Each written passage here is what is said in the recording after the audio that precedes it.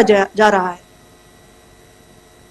Pakistan has increased the intensity of its unprovoked firing across the line of control using mortar and heavy caliber artilleries in areas in Kupwara, Baramulla, Uri, Poonch, Mendhar and Rajouri sectors in Jammu and Kashmir. 16 innocent lives have been lost, including 3 women and 5 children, due to the Pakistani firing. Here too, India was compelled to respond to bring mortar and artillery fire from Pakistan to a halt. Indian Armed Forces reiterate their commitment to non-escalation, provided it is respected by the Pakistan military. Jai Hind.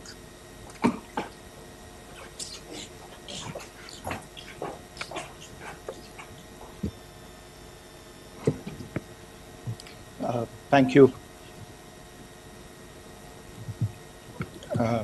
Friends, this is, as I said, further to the briefing that was provided yesterday and some of the updates that have been just provided by Colonel Qureshi and Wing Commander Singh. I thought that we would just put some of the aspects related to the events that started on 22nd April with the barbaric terror attack in Pahalgam into further context, because there is a certain amount of commentary that has happened with regard to the events since then. And more than the commentary, there has been a lot of disinformation that has been directed at us from across the border. So a few things that I would like you to keep in mind. First of all, there is mention on all sides of escalation. I think the first point that you have to keep in mind is the attack of 22nd April in Pahalgam is the original escalation. ये जो सिलसिला है जो हम देख रहे हैं आज की घटनाओं को लेके, ये 22 अप्रैल के पहलगाम के हमले से शुरू हुआ है. एस्केलेशन वहां पे हुआ है और उस एस्केलेशन का जवाब भारतीय सेना ने, भारतीय फौज ने कल अपने एक्शन से दिया है. Secondly, I want to invite your attention to the involvement of the group calling itself the Resistance Front in these attacks. I pointed this out yesterday that this is a group that is a known front for the well-known Pakistan-based terrorist organization, Lashkar-e-Taiba. The group has been reported earlier. I mentioned to you about the Indian authorities providing information to the UN 1267 Sanctions Monitoring Committee. And in fact, we are going to be meeting with the team again very soon, and we will be providing an update to the information that we have provided earlier. But what is interesting, दिलचस्प बात यह है कि संयुक्त राष्ट्र की सुरक्षा समिति में जब पहलगाम के हमले को लेके एक प्रेस वक्तव्य जारी करने की बात चल रही थी, तो आप सोचिए किस देश ने टीआरएफ का, द रेजिस्टेंस फ्रंट का उसमें मेंशन किया जाना, उसको अपोज किया, पाकिस्तान ने. This was after the fact that the TRF claimed responsibility for this attack not once but twice, within a few hours after the incident on the 22nd of April, and then again on the morning of 23rd April. And it is perhaps only after the full gravity of the incident was realized by its masters and handlers across the border that it was managed to back off from this claim. Obviously, that retraction doesn't convince anybody. तीसरी चीज जो मैं आपसे कहना चाह रहा था, और कर्नल कुरैशी और विंग कमांडर सिंह ने कल भी बड़े स्पष्ट शब्दों में और आज भी आपसे ये बात साझा की है जो भारतीय रिस्पॉन्स है वो नॉन एस्केलेटरी है, प्रिसाइज है, सटीक है, मेजर्ड है और कंसिडर्ड है. Our intention has not been to escalate matters. We are only responding to the original escalation, as I said, and our response has been targeted, precise, controlled, and measured. Only no military targets have been selected. Only terrorist infrastructure in Pakistan has been hit. Now, there are, as I said, a number of issues that have been raised in commentaries, and there's a lot of, as I said, unfounded disinformation and fabrication that has come from across the border. And I would just like to use this opportunity to set the record straight on some of these issues. The first of these is Pakistan trying to wash its hands off any and all involvement with terrorism. I think the Pakistani information minister said there are no terrorists in Pakistan. And I think he was challenged on that in the television program that he was appearing on. But even if I partially repeat myself from yesterday, I think Pakistan's reputation as the epicenter of global terrorism is rooted in a number of instances where concrete evidence is available, not just to India, but to governments and authorities and agencies around the world. There are several terrorist attacks around the world where Pakistani fingerprints have been found. I don't need to belabor the point with regard to this audience about where Osama bin Laden was found and who called him a martyr. Pakistan has also for decades pursued cross-border terrorism into India with impunity. And as I said yesterday also, in order to deliberately mislead the international community, they claimed that the terrorist Sajid Mir was dead. They came under pressure, and Sajid Mir was then brought back to life, arrested, and is now apparently in Pakistani custody. Pakistan is also home to a very large number of UN proscribed as well as UN proscribed terrorists, as well as terrorists proscribed by a number of other governments in the world, including, of course, the Lashkar-e-Taiba and the Jaish-e-Mohammed, as well as their leaders, Masood Azhar and Hafiz Mohammed Saeed. आपने देखा होगा हाल ही में पिछले ही कुछ दिनों में पाकिस्तान के रक्षा मंत्री और उनके पूर्व विदेश मंत्री दोनों ने इस बात को माना है कि पाकिस्तान का ऐसे ग्रुप्स के साथ जो रिश्ता है वो क्या रहा है. Both the defense minister and the former foreign minister of Pakistan, I think they've done a more eloquent job of this than I could ever do in terms of describing their country's implication in international terrorism and their involvement in housing these kinds of groups. दूसरा जो विषय है वो है पाकिस्तान का जो एक दावा है कि एक इंटरनेशनल impartial investigation होना चाहिए, एक joint investigative committee होनी चाहिए. These calls for jointly investigating this heinous and barbaric attack in Pahalgam.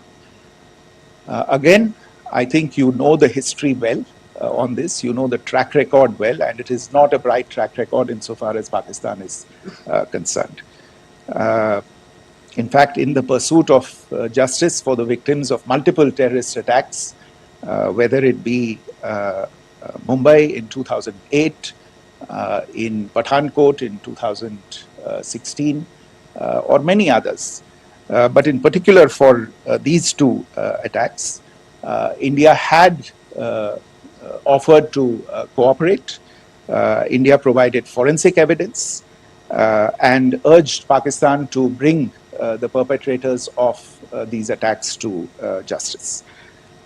We, in particular, with regard to the Mumbai attacks of 2008, where a Pakistani Lashkar-e-Taiba terrorist was captured alive, India provided extensive information and evidence related to the involvement of Pakistani terrorists in this attack. Cases were registered, but you are all aware that these cases have not progressed, despite the formation of judicial teams, etc. And Pakistan has consistently stonewalled all efforts to move the investigation along. In fact, with regard to the Pathankot attack as well, a joint investigative team was formed. We gave access, unprecedented access, I should say, to Pakistani team to the site of the attack. Details of call records data and DNA, etc., were shared with Pakistan. We had shared with them details related that we had been able to access to the addresses of terrorists. We presented evidence against the office bearers of Jaish-e-Mohammed who had conspired in the attack, and the handlers of the terrorists who facilitated them and guided them in. But there has been no movement on this. So in all of this, I think the experience has not been positive, and it certainly doesn't give us the confidence now to take at face value Pakistani assertions of wishing to participate in a joint investigation. These are just delaying tactics. These are just stonewalling tactics. And in fact, there is reason to believe that Pakistan uses the evidence that we provide only to cover its tracks and, in fact, defend the terrorists who we are looking for and obstruct the path of investigation. A third point that I wanted to address was the claim that only civilians were killed in the strikes on the 7th of May. We have made the point very clearly that all attacks on the morning of 7th May were against carefully selected terrorist infrastructure, terrorist targets. It is not clear to us, in fact, seeing some of the coverage of the after effects of these strikes, including the funerals for the terrorists that were held yesterday. I think a lot of you have seen the reports and the coverage on media. If only civilians, if any civilians were killed in these attacks, I wonder what message this picture actually sends to all of you. This is a question that is worth asking. It's also odd that the funerals of civilians are carried out with the coffins being draped in Pakistani flags and state honors being accorded. As far as we are concerned, the individuals eliminated at these facilities were terrorists. Giving terrorist state funerals may be a practice in Pakistan. Doesn't seem to make much sense to us. Pakistan has also claimed that India deliberately attacked religious sites. This is completely false again. I have made it clear that the targets were terrorist infrastructure, terrorist facilities, and locations connected clearly with incidents of cross-border terrorism into India.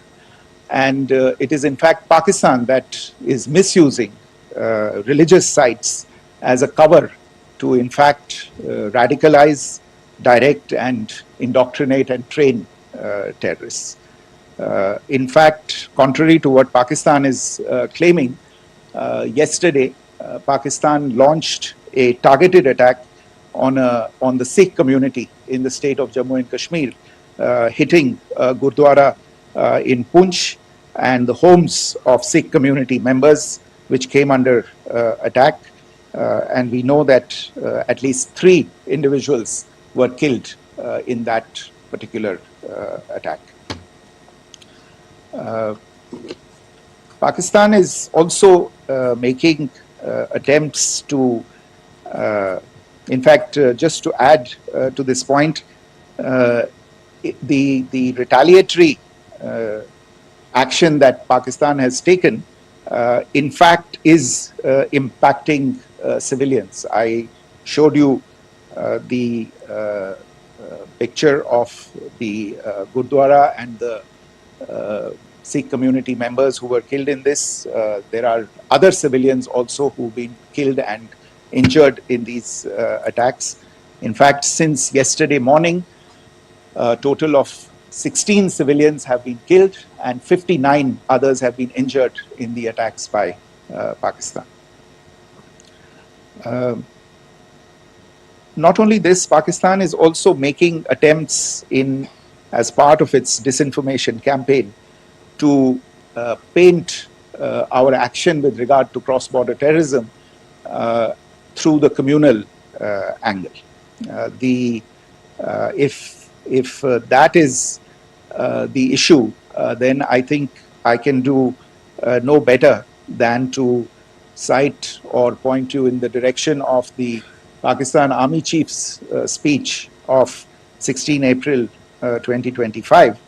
I think that is the last word in communal rhetoric.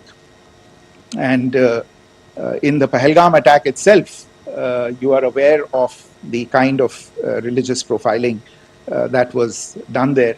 And perhaps there is a linkage between these two events. I can only say that these nefarious designs will not be allowed to succeed in India. And it is to be noted that people from all faiths, all religions, all regions in India have unequivocally, not just in India but around the world, have condemned these attacks. The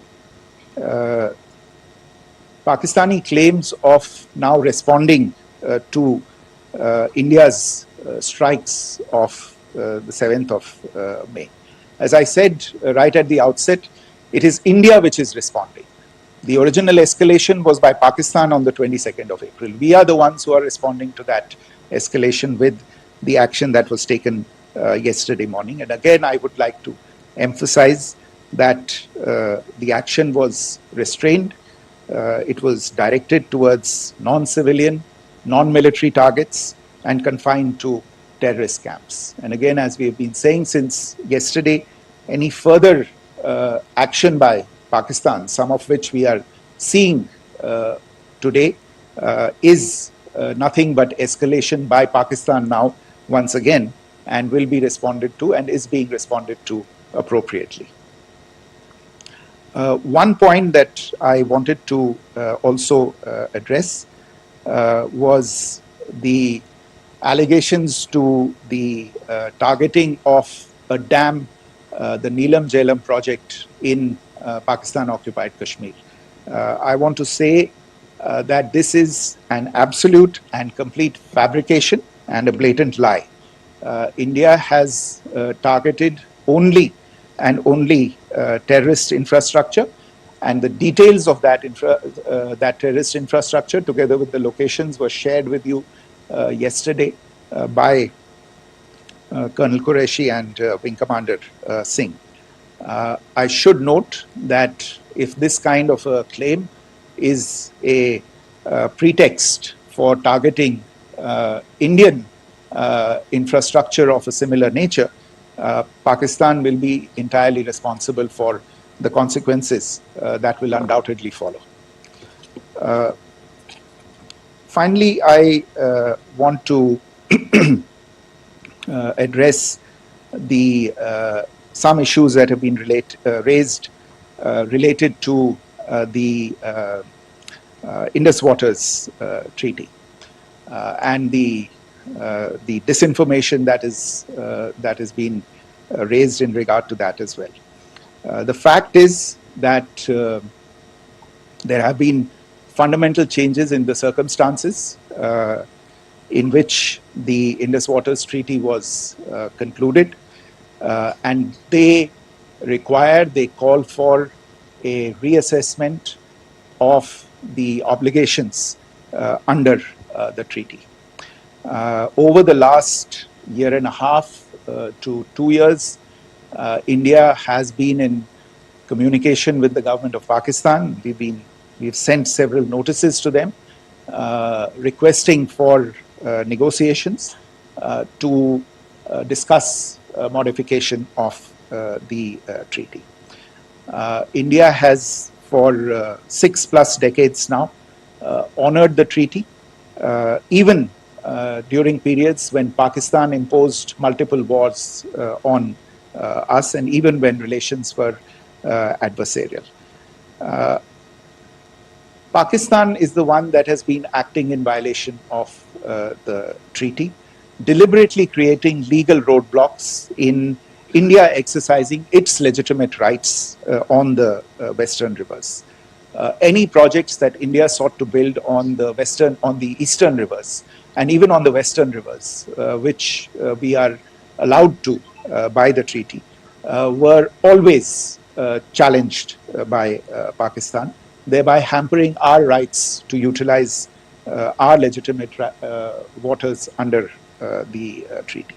In fact, if you see the preamble of the treaty itself states that the treaty was concluded in a spirit of goodwill and friendship. Mark those words, concluded in a spirit of goodwill and friendship. ये भारत का धैर्य और भारत की सहनशीलता है जो 65 साल से हम इतनी प्रोवोकेशन के बावजूद इस ट्रीटी को निभा रहे हैं. However, as has been made clear earlier as well, Pakistan has not responded to our requests to enter into negotiations for a reassessment of the obligations under the treaty. A number of conditions have changed. This is a treaty that was based on the engineering techniques of the 50s and the 60s. We are living through the first quarter of the 21st century. Technological changes and technological advancements have to be taken into account. There are demographic changes. There are climate changes that have taken place. There is the imperative of clean energy. And of course, the terrorism that Pakistan has wreaked in the state of Jammu and Kashmir itself has hampered India's ability to exercise its rights under the treaty. Pakistan's persistent refusal to respond to our requests to enter into government-to-government negotiations on the modification of the treaty is, in a sense, itself a violation of the treaty. And therefore, India has taken the step of putting the treaty in abeyance until Pakistan abjures irrevocably its support for cross-border terrorism. Maybe I'll stop there. I mentioned earlier yesterday as well that this is an evolving situation. I would therefore ask all of you to be considerate and restrained. It will not be possible for us or my colleagues from the armed forces to share operational details at this point in time. Beyond that, if you have any questions, may I have time for only a few, and I'll try to answer those questions. Okay, I give the floor to Rishabh. One Secretary, good evening. This is Rishabh from Times Now. I just wanted to understand, as per the press release that has been released earlier today, it says that we have successfully hit at the air defense of Lahore. does it give our forces a better chances if in case of further escalation? And are there other air defense places as well at strategic location that were targeted? Rishabh, you are violating the first rule that I set out at the end of my remarks. The press release that has been issued by the Ministry of Defense today speaks for itself. It is related to operational matters. It's been released by the Ministry of Defense. As more information becomes available, it will be released at the appropriate time. Once again, please don't go into operational details at this point in time because this is a constantly evolving situation.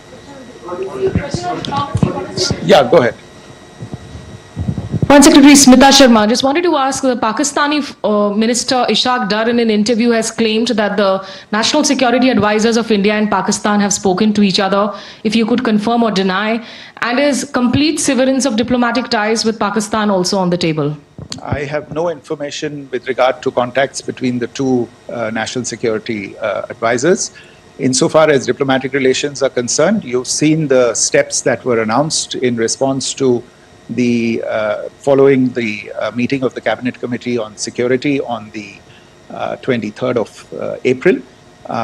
There are no further steps that are under consideration at this moment in time. Here, go ahead. Foreign secretary, मेरा नाम मनीष है, मैं TV9 Bharatvarsh से हूं और आपने खुद ही बताया कि कितना मिस इन्फॉर्मेशन क्रॉस बॉर्डर से आ रहा है, बल्कि ऐसा लग रहा है जैसे पाकिस्तान के प्राइम मिनिस्टर और डिफेंस मिनिस्टर तक भी प्रोपेगेंडा करने में मिस इन्फॉर्मेशन में आ गए हैं।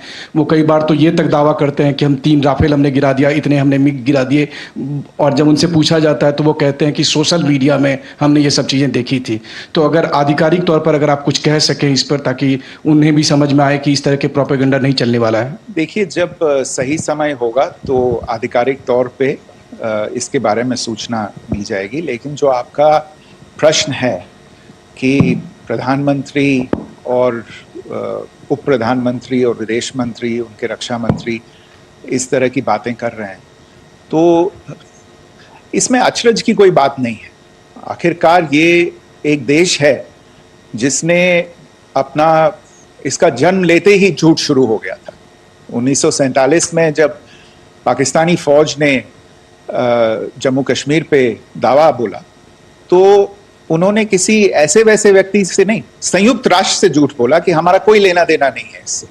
ये लोग जो गए हैं वो तो कबायली हैं।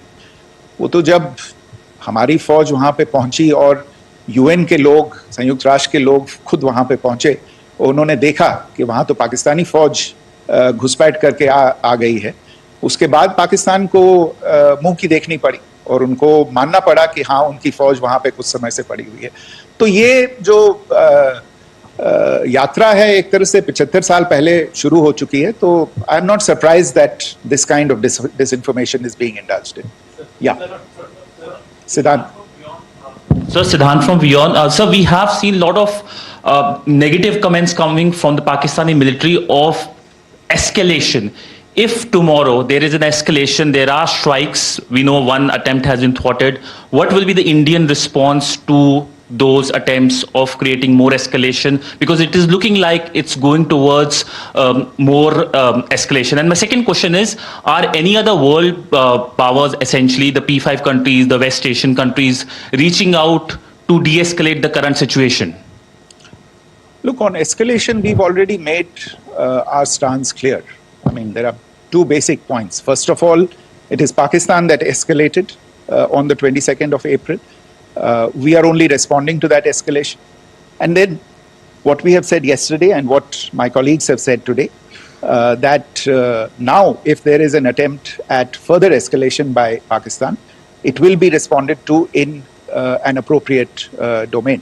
And therefore, the choice is entirely that of Pakistan to make. As to your second question, I don't think I can do better than to point you in the direction of the statements that are being made from practically every chancellery in the world and the sentiment that they are carrying. That sentiment essentially and for the major portion is support for the government of India in the context of the condemnation of the terrorist attack in Pahalgam on the 22nd of April. There is wide recognition of the government of India's right to respond to these attacks in self-defense, and of course, a desire to ensure that there is not further escalation. I think these statements speak for themselves. Yeah. There. Sir, this is Mosami from India Today. Now, in the all-party meeting, we have learned that the defense minister has said that, in the operations in Sindoor, almost 100 terrorists were killed. Would we have any details about what is the number like, and also about if there were any big faces, masterminds, terrorist masterminds who were in fact killed? There is also a report that Masood Azhar's family's 10 members have been killed, and Rauf Asghar, who was actually the mastermind of Pulwama, he's also been badly, severely injured. I don't have information at this point in time to share with you on these issues. But as I said, I think, there is so much information out there on television, in the news media, in social media, that it sometimes looks like a long time has passed since this. Please understand that slightly over 36 hours only have passed since this operation was undertaken. Let us have some patience. Information will come out. It will be shared in due time. Shruti. Thank you, Foreign Secretary. Shruti Ranjan from Bloomberg. Sir, could you give us any understanding whether India has moved the IMF or the World Bank to kind of, sensitize them about the the bailout that Pakistan has, and, the kind of stuff that the Pakistan government is doing? Look, we have an executive director at the IMF. Tomorrow there is a meeting of the board of the IMF, and I'm sure that our executive director will put forward India's position. The decisions of the board are a different matter. The process through which they are made. But I think the case with regard to Pakistan should be self-evident to those people who generously open their pockets to bail out this country. And since you are from Bloomberg, I think you would have the data on how many IMF bailout programs have been, very good, thank you, have been sanctioned in the space of the last 3 decades. And I think you would also have an idea of how many of those programs have actually reached successful conclusion. Probably not many. So I think this is a decision that board members have to take by looking deep within themselves and looking at the facts. So we can, one last question, sir. Yeah. One last question. Foreign Secretary, I'm Siddhant from CNN News 18. I would like to know, since it's an opportunity to speak to you, I would like to know the response coming from United States since last 3 weeks. Saudi Arabia, Qatar. In fact, Prime Minister Modi spoke to Qatar before the strikes that evening. Perhaps how do you read the support coming from these countries? Perhaps traditionally they were seen on the other side. This time around, their statements are strong worded. In fact, India-Saudi joint statement also had a very strong condemnation, strong worded condemnation. United States at all level have condemned the attack and have extended support. In fact, Saudi Deputy Foreign Minister is in India. He just met EMS Jaishankar. Also, if you could shed some light on his visit, his meeting with EMS Jaishankar. In fact, we have also been told that he met Prime Minister Modi. Thank you. Look, all the countries that you named and many others, we have been in touch with them. The Prime Minister has spoken to a large number of world leaders. A large number of world leaders have called him, as have called the External Affairs Minister. As we speak, there are conversations going on today as well with world leaders. And your assessment or conclusion of the general tenor of these messages is very much on point. And I think this is a recognition of the fact, firstly, of the barbaric nature, the unprecedented nature and character and features of the attack in Pahalgam, and a recognition of India's right to respond to this, and also a recognition of the fact that in responding, we have been nothing but responsible, and have done so in a restrained, in a measured, and in a non-escalatory manner. I think that counts for something.